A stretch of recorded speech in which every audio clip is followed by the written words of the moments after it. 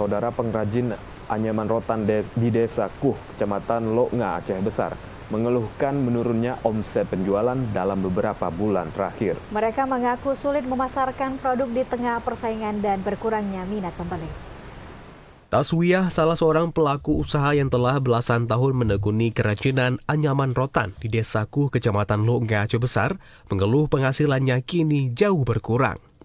Dulunya omset penjualannya bisa mencapai 4 juta rupiah per bulan, namun saat ini ia hanya mampu meraup sekitar 500 ribu rupiah setiap bulannya.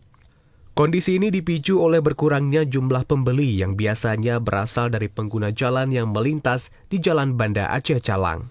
Menurutnya, lalu lintas di jalur ini kini tidak seramai dulu, sehingga penjualan pun ikut menurun.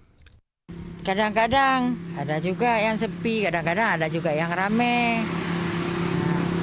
Kalau yang rame, kalau ada libur-libur panjang tuh, dari orang-orang dari luar tuh kan udah tahu di sini karena kami sering juga di wawancara di TV juga.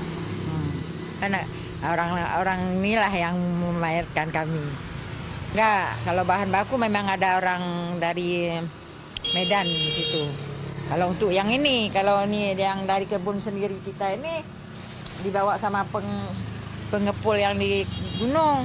Taswiyah berharap pemerintah maupun Dekranasda dapat melakukan pemberdayaan untuk membantu para pengrajin anyaman rotan.